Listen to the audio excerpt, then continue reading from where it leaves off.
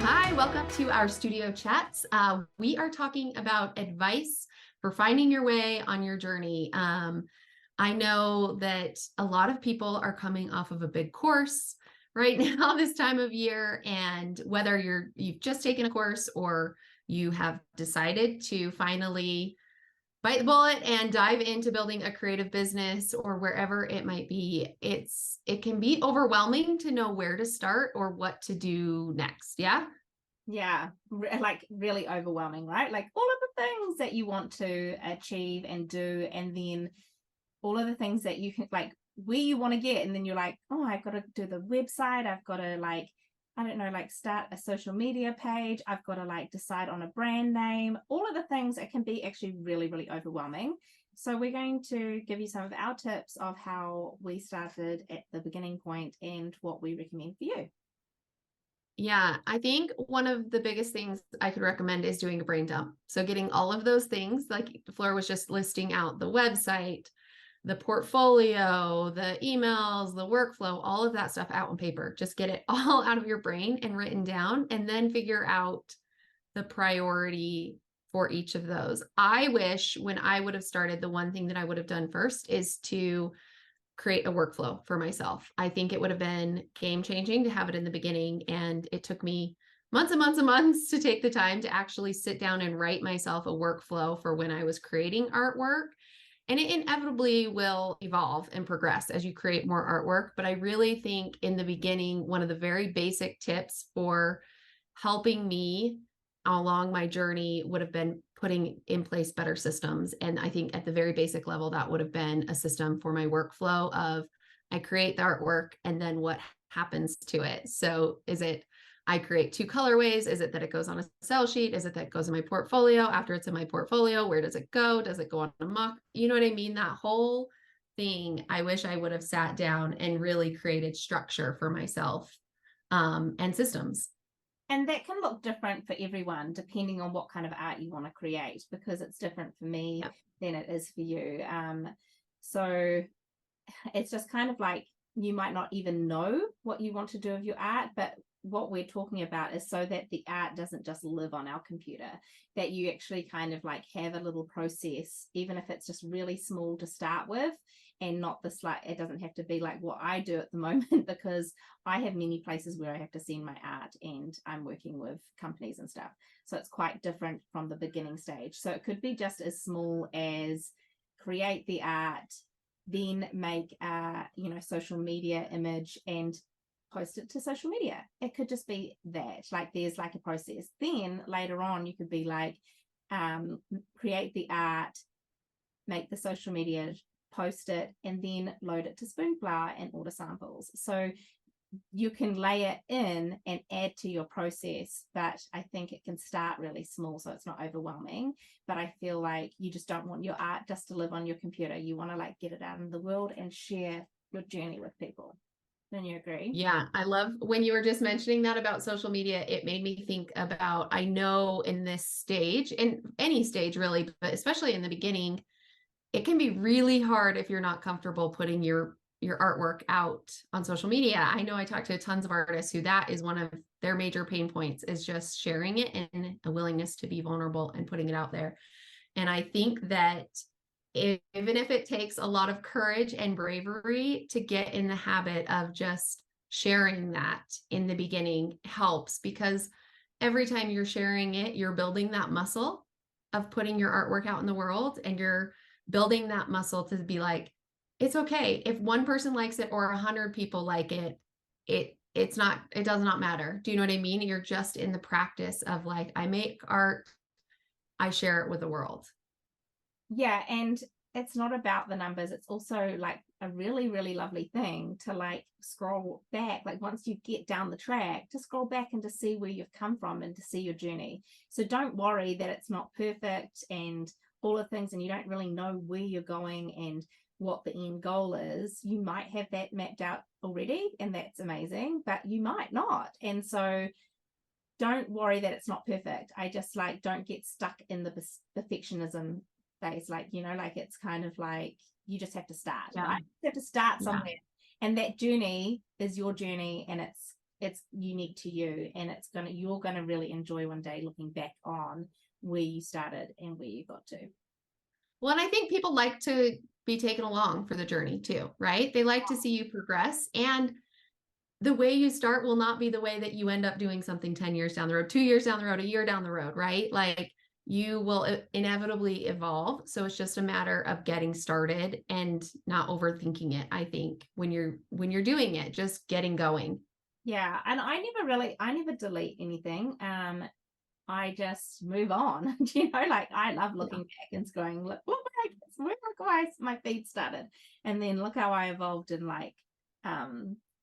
grow it. Also giving yourself grace in this time, like not putting too much pressure on you. And most of us are like probably like little working mums and starting this with families and all of the things, or even if you don't, you've got other stuff going on. You might be working and you're trying to squeeze this in amongst our lives and stuff. So giving yourself grace, and this is your journey. No one is on the same journey. So that's my biggest tip, is like, put your blinders on. This is your journey. Someone else that did, like may have done the course with you, or something that you might see them like shooting ahead.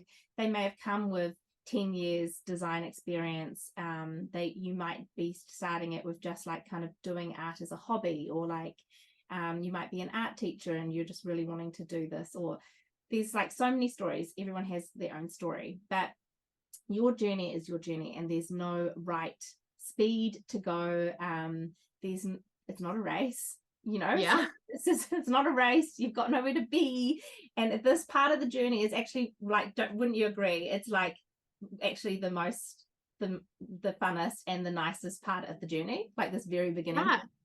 Well, I always say that. I'm like, there's no finish line. You're not getting somewhere and that's the end of the process. Like you're really in this stage, I think, building habits, strengthening your muscles, your art muscles, your willingness for rejection. You know what I mean? Like you're strengthening all those muscles and those skills in this phase so that you can have success down the road. And I think the fun part is, in the beginning stages, you get to experiment. You get to say like, oh, I want to try this. And you can pivot if it doesn't fit, or, oh, this looks interesting. I'm going to try this and maybe do it for a little while. And if you love it, pour into it. There's a lot of being able to experiment in the beginning, and freedom, and it's easier to move. You don't have I don't know, when you get further down. Yeah, I'm stuck in a lot of admin at the moment. And so Yeah.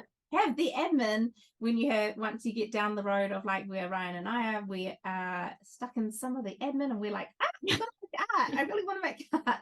And so enjoy this phase, because it is a really beautiful phase of it. Like you say, it's like joyful, it's experimental, it's finding your voice. And like that in itself, like finding your voice is actually like some people like go, oh, and like stress about it, but it's actually don't, because it's just you playing and like having fun. Like finding your voice is actually a really beautiful thing.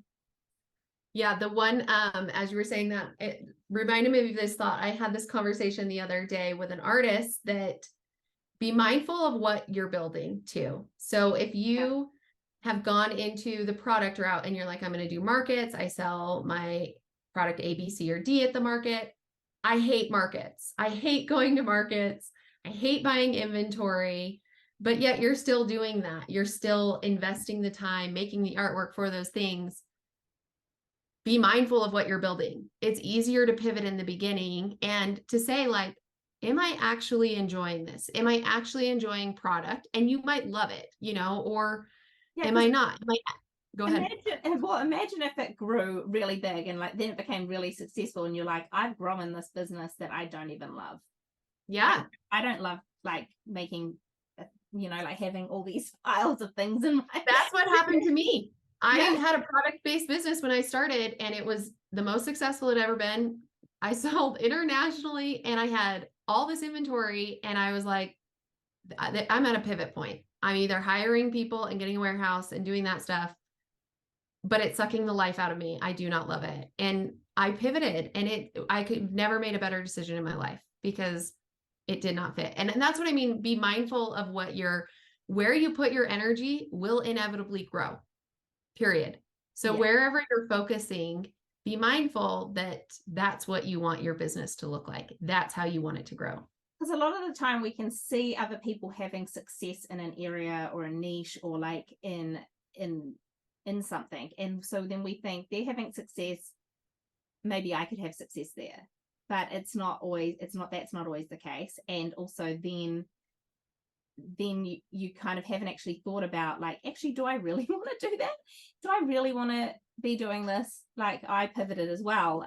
It wasn't really working why I pivoted as well. I was doing art prints and stuff. I wasn't enjoying it. And I wasn't actually, I didn't actually like really want to pour myself into it. So it wasn't actually doing well, but I wasn't, do you know what I mean? Like I was like, this isn't the right fit for me. And so then when I realized the right fit for me, I was like, This is it. You know what I mean? This is it. And so like really taking the time to like try art prints, try cards, try the things. And then you'll start to realize like, oh, I do love that. I don't love that.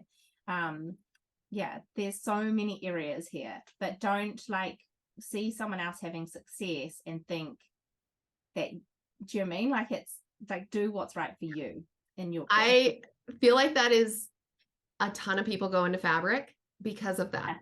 Yeah. Don't necessarily even love fabric or are even interested in designing fabric. Do you know what I mean? And it's because, oh, I can see that. I'm in this bubble where a lot of people are doing that. Or even patterns, like designing patterns. Like you actually might actually love just actually doing placement prints, and that maybe you're more inclined to do art prints or murals or cards, or like, you know, there's so many things with just placement prints on them, like, and you don't have to make patterns for things. That can be like a second thing, a second skill that you could add. But there's so much to do. You do not have to do fabric. You do not have, you know, like, oh, I love it when people do go into like mural making and stuff. I'm just like, oh my gosh, yeah. Or the rugs, you know, they like do like more crafty stuff. There's so many areas, right?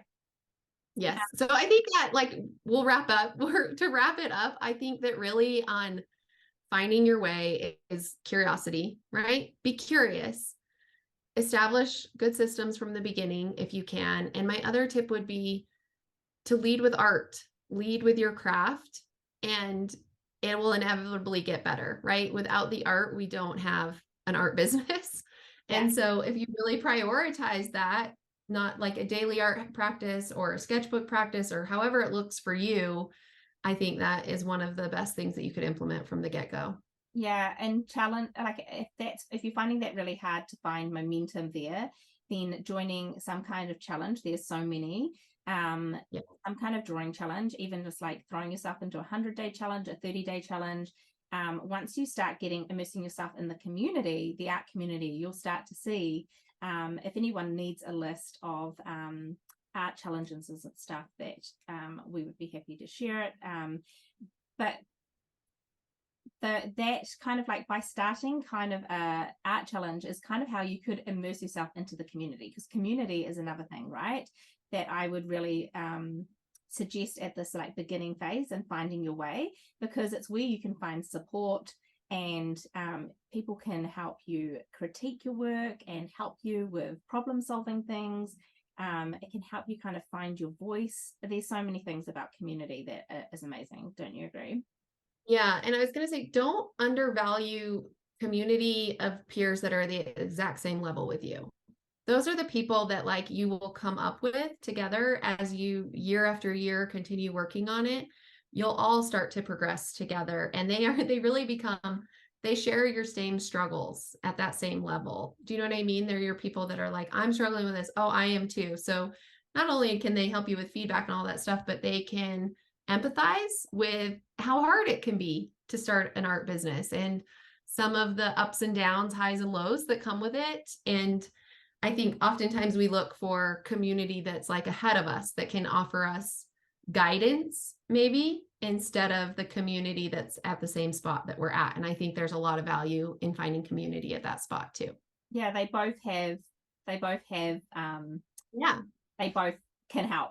like the ones that you're rising with, and then the ones just ahead of you, that both have value, right? Then also we talked about I just got one more tip, is like writing out, you know how you said about the brain dumping, but then that's like a master list, like having a master list of all the things, all the overwhelm, but put that away, write it all down, and then select a few things off that. And like say if you've got on there build a website, let's then break that down into like small bite chunks. I had build a website on my list for months and months, and it just never got done because it was too overwhelming and too big. But when I broke it down is when I really moved forward and stepped and slowly chipped away at it. So like do a landing page. It could just be as simple as that. A landing page, just saying what you're about with your contact details. And then once you've got that done, then you could be like, I'm going to add an about page. And then I'm going to slowly add, once I've got some artwork, you could add like a little portfolio page with like one of your collections, and then you can build on it. So also like when you build a website, you need things like a domain name and stuff. So like really like pulling out all those like little things and chipping away at them, because they all take time. And it takes research sometimes, even just like choosing a website provider. Do you mean like choosing what to go with is like a big thing too. So just break it all down, and then choose like maybe 3 of those things for that week that you're going to try and tick off your list. So slowly by chipping away at these things, it can be done, and it can become less overwhelming if you break it down. Yeah, I think that's a great tip. Yeah. Okay, to wrap up, I don't know, we haven't talked about it on Studio Chats yet, but Fleur and I just started we'll probably roll it out in Studio Chat, so you'll find it in your same Studio Chat library. That's what we're thinking right now. But we're going to be answering your questions. So we wanted to give our community the opportunity to submit questions, scenarios, situations that you are specifically looking for our feedback, our insight on. It's kind of a way to offer our mentoring that we do, both of us, outside of the creative studio, but to give you kind of access to that as well, and to hopefully help you along in your journey. So if you have a specific question that you'd like to hear back from us on, we will put the link below. We also include it in our emails, so you can sign up for our email list, which you probably are already on if you're on Studio Chats, but you can find it there as well. Yeah, so once we've figured out how we're going to deliver it, it will be like an audio or something like that. But this is your chance. So if you have watched this and you are new, or any question that you want to ask us to help you on your creative journey, pop it on the link below, and we can't wait to help you.